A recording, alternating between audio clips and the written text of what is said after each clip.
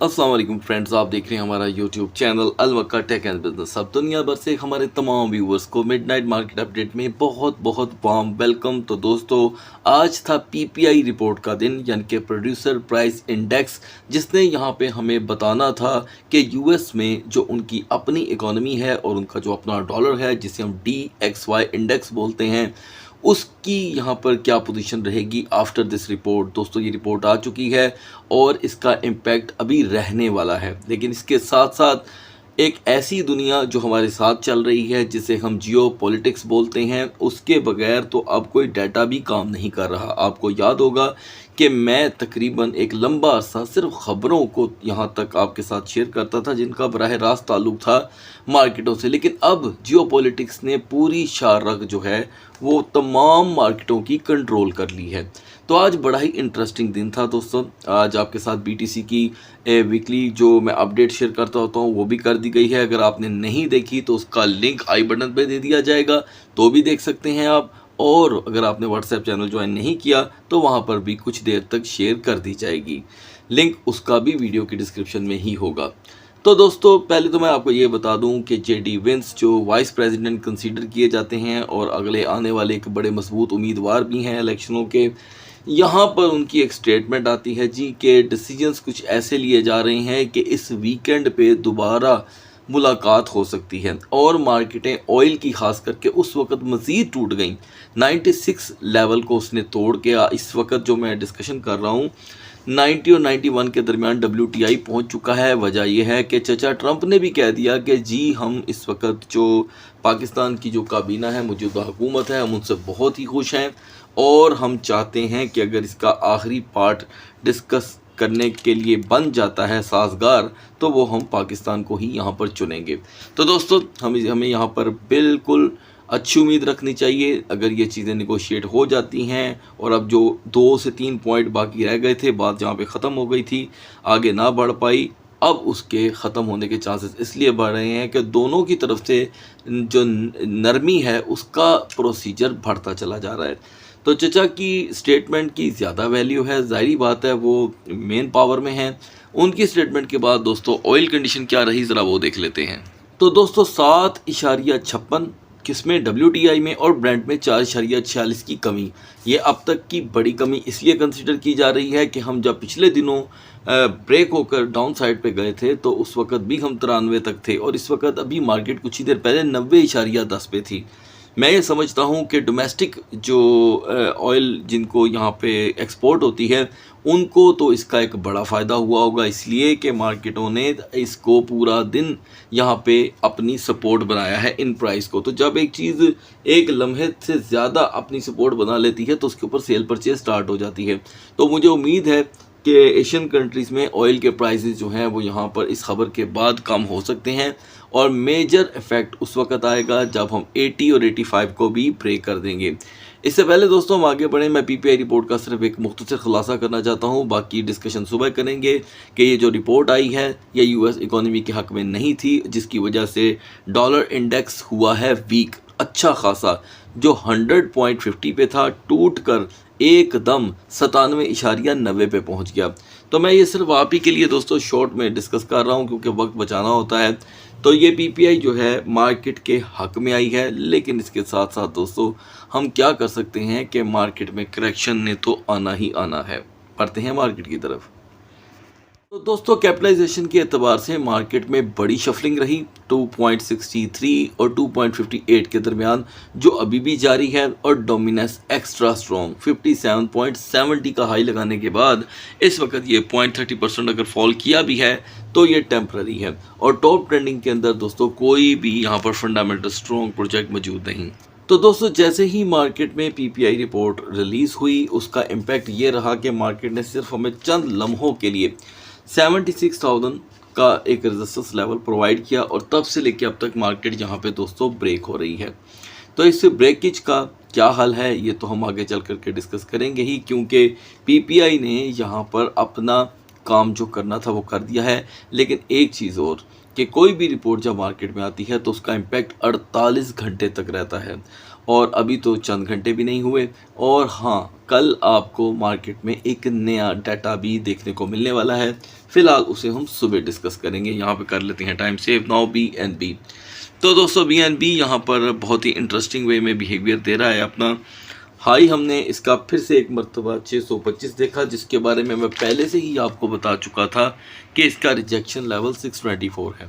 Anyway 625 से हम reject हो चुके हैं और हम इस वक्त 615 तक का डिप ले चुके हैं। ये एक काफ़ी बड़ी बेरिश कैंडल बनी है। So BNB need a support over there. ये अगर सपोर्ट नहीं मिलती तो ऐन मुमकिन है कि इसका प्रेशर डाउन साइड पे मज़ीद बढ़े और रेजिस्टेंस जो है वो स्लो रहे, जस्ट लाइक 618। सोलाना भी दोस्तों 87.65 से रिजेक्ट हुआ है और अब इसके लिए भी कहीं कोई सपोर्ट नहीं बन रही। इतनी बड़ी जब एक ब्रेकेज कैंडल बनती है दोस्तों, तो उसका हाल तकरीबन ऐसा होता है। ये देखिए 2 एक साथ की कैंडल्स बनी हुई हैं। तो आप बहुत अच्छे से जानते हैं कि 81.90 सोलाना का मोस्ट फेवरेट एरिया रहा है, ठीक है। और रेजिस्टेंस ये 85.50 से यहाँ पे इसको सर्वाइव करने का मौका ही नहीं दे रही।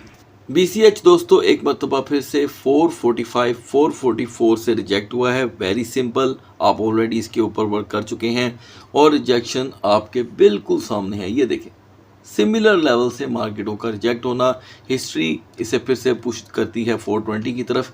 एनीवे अभी ये मरहला काफ़ी दूर है। सो BCH के लिए यहाँ पर अगली सपोर्ट जो फिलहाल बनती हुई दिखाई नहीं दे रही, इस पर प्रेशर डाल रही है दोस्तों 431 से 432 का। चेन लिंक के लिए दोस्तों हमारे पास रिजेक्शन लेवल था 9.35 से 9.45 का।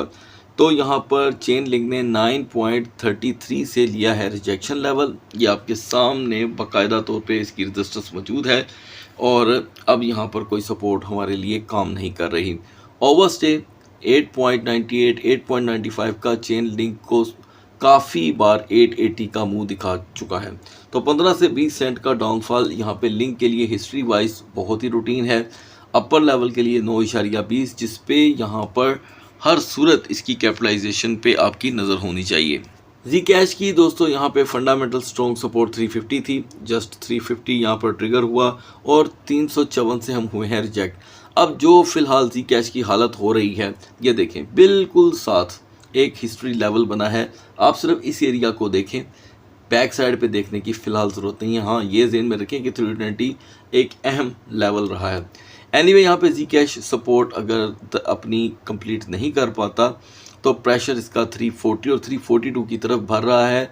यहाँ पर आपको अगर 48 घंटे पहले की बात करें तो ये जो हमने डिप देखा था, इसके फ़ौरन साथ अगली कैंडल रिकवरी की बन गई थी, लेकिन यहाँ पर सपोर्ट बन नहीं रही। अगर बन भी जाती है तो उसके पहले 2 घंटे जी कैश के मुकद्दर का फैसला कर देंगे। इसी के साथ दोस्तों टाओ का बिगड़ता हुआ बिहेवियर, जिसे हम ख़ास कम्युनिटी के लिए बार बार डिस्कस कर रहे हैं और शायद आप जो कमेंट सेक्शन में अपनी कीमती राय शेयर करते हैं उन्हें भी इस बात का शायद यकीन नहीं होगा कि आपकी राय का यहाँ पर कितना ख्याल रखा जा रहा है। बहुत से व्यूवर हैं जो टाओ को बिल्कुल मिस नहीं करना चाहते। तो दोस्तों टाओ उसी तरह ही चल रहा है जैसे आपको पहले भी अपडेट किया गया था कि टाओ ने यहाँ पर जो इनके डेवलपर का मसला है वो अभी इसके ऊपर से हट नहीं रहा। अब एक नया 6% का लो जो कुछ देर पहले टाओ में 237 तक का लो लेकर के आता है दोस्तों, ये लगभग $113 तक की कमी इसमें ला चुका है। तो मुझे नहीं लगता दोस्तों कि ये यहाँ पर सपोर्ट क्रिएट कर सके। फिर भी आने वाला वक्त बड़ा अहम होगा। ये महज एक तज्जिया है जिसमें गलती की पूरी गुंजाइश है, इसलिए कि इन सारी चीज़ों को ख़बरों की बेस पे आपके साथ शेयर किया जाता है, ठीक है। आप बहुत अच्छे से जानते हैं कि टाओ को लेके क्या खबर थी और उसी खबर को बीच में रख के देख रहे हैं हम कि वॉल्यूम नहीं मिल रहा। सो 240 इज़ द लास्ट होप, जैसे कि 250 एक होप थी, वो लास्ट होप नहीं थी। मैं समझता हूँ कि अभी भी अगर टाओ यहाँ पर अपनी सपोर्ट बना लेता है तो ये इसके लिए एक अच्छा मोमेंटम होगा, लेकिन एकदम से 280 पे आना काफ़ी ज़्यादा दुश्वार माहौल क्रिएट कर सकता है। XAUT ने दोस्तों जैसे ही WTI यहाँ पर क्रैश हुआ यानी कि क्रूड ऑयल, तो XAUT ने यहाँ पर एकदम से हवा पकड़ी और कुछ ऐसा माहौल बना कि हम 4762 से पहले तो हुए रिजेक्ट, क्योंकि उस वक्त PPI रिपोर्ट नहीं आई हुई थी, और हमने 4729 का लो देखा जिसके चांसेस पहले से ही 4735 के थे। और हाई दोस्तों अब तक हम जो देख चुके हैं वो 48.14 का है। और यहाँ पर मैक्स रेजिस्टेंस 4780 के बारे में डिस्कशन हुई थी।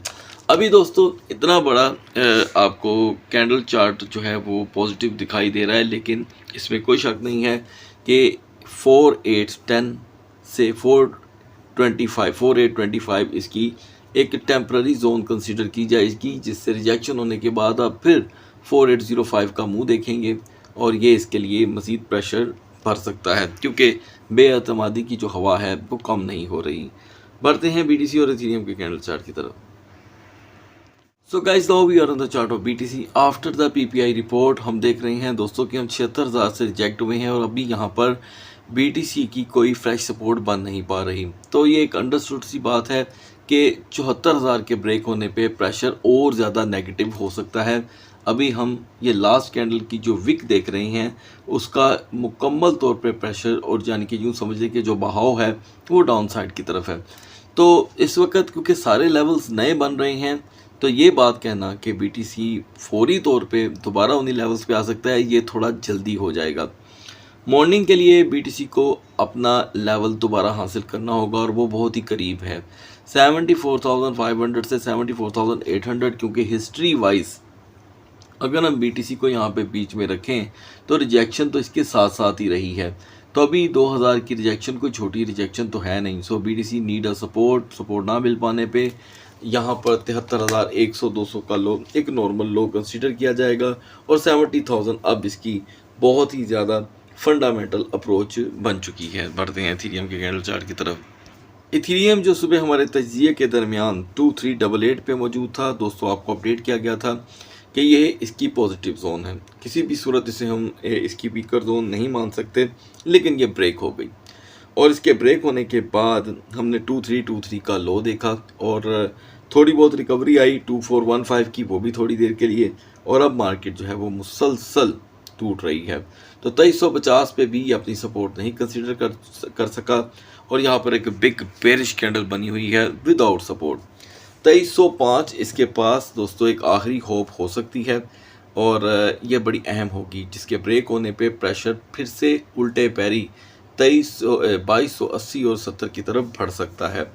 और एक ही सपोर्ट कैंडल चार्ट पे 4 आवर के लिए बड़ी ज़रूरी होगी। अगर आप 4 आवर के कैंडल चार्ट पे वर्क करते हैं तो यहाँ पर इसका कंपैरिजन 15 मिनट से कर लीजिएगा। और अभी नए मोमेंटम को हासिल करने के लिए 2350 पे आना थोड़ा सा दुश्वार हो सकता है। सो गाइस, सुबह तक अल्लाह हाफिज़।